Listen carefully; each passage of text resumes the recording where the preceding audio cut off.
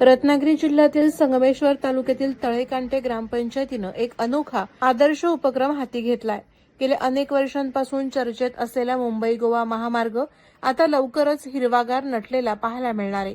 कारण तळेकांटे येथील ग्रामस्थांनी या महामार्गाच्या दुतर्फा तब्बल 1000 वृक्ष लागवड करण्याचा संकल्प केलाय। महामार्गाच्या चौपदरीकरणामध्ये अनेक झाडं तोडली गेली, पण त्याची भरपाई करण्यासाठी आणि पर्यावरण संतुलित राखण्यासाठी गावकऱ्यांनी स्वतःहून हे पाऊल उचललंय। यावेळी उद्योग मंत्री तथा पालकमंत्री उदय सामंत यांच्या हस्ते या आगळ्या वेगळ्या आणि अनोख्या वृक्षारोपण मोहिमेचा शुभारंभ आज करण्यात आला। तळेकांटे ग्रामपंचायतीचा हा उपक्रम केवळ एका गावापुरता मर्यादित नसून महामार्गावरून प्रवास करणाऱ्या प्रत्येकाला एक नवी आणि आल्हाददायक अनुभूती देणारा ठरेल। प्रहार डिजिटलसाठी शुभम पवार, रत्नागिरी। मला आठवतं शाळेत असल्यापासून झाडे लावा आणि झाडे जगवा हे आम्ही कायम वाचत आलो, पण झाडे किती लावलं आणि झाडे किती वाढवली ही प्रत्येकासाठी मला असं वाटतं की आत्मचिंतनाची बाब आहे।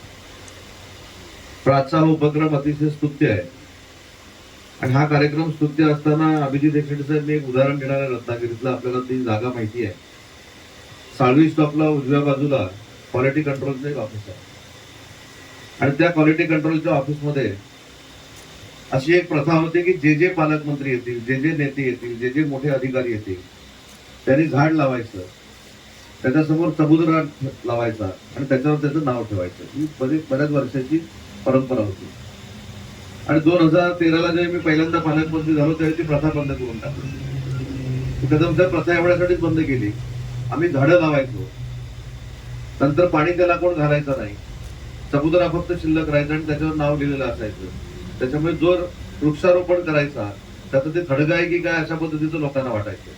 त्याच्यामुळे झाड लावल्यानंतर ते जगवण्याची जबाबदारी देखील आपण सगळ्यांनी घेतली पाहिजे। आज झाडाला किती अनन्यसाधारण महत्व आहे, झाडं कुठची लावली पाहिजे, झाडं कशा पद्धतीने लावली पाहिजे त्याचं मार्गदर्शन देखील अनेक लोक करत असतात। पण याच्यामध्ये मला सगळ्या विद्यार्थ्यांना एक विनंती करायची, आज सकाळीच मला पश्चिम महाराष्ट्रातली काही नेते मंडळी भेटली होती रत्नागिरीमध्ये। ते मला सांगत होते की आता पश्चिम महाराष्ट्रामध्ये प्रत्येक घराच्या बाजूला किमान 10 झाडं असली पाहिजेत अशा पद्धतीची एक संकल्पना ही काही शासनाने त्यांना सांगितली नाही, पण स्वतः त्यांनी अंगीकृत केली आणि प्रत्येक ठिकाणी ते झाडं लावतायत, झाडं जगवतायत आणि झाडं वाढवतायत। आणि म्हणून आपण जर सगळ्यांनी पुढाकार घेतला आणि वृक्षारोपणाचा एक व्यापक कार्यक्रम या रत्नागिरी जिल्ह्यामध्ये सुरू केला तर रत्नागिरी जिल्ह्याचा वृक्षारोपणाचा कार्यक्रमाचा आदर्श अख्खा महाराष्ट्र नाही अख्खा देश घेईल अशा पद्धतीची भावना या ठिकाणी व्यक्त करतो।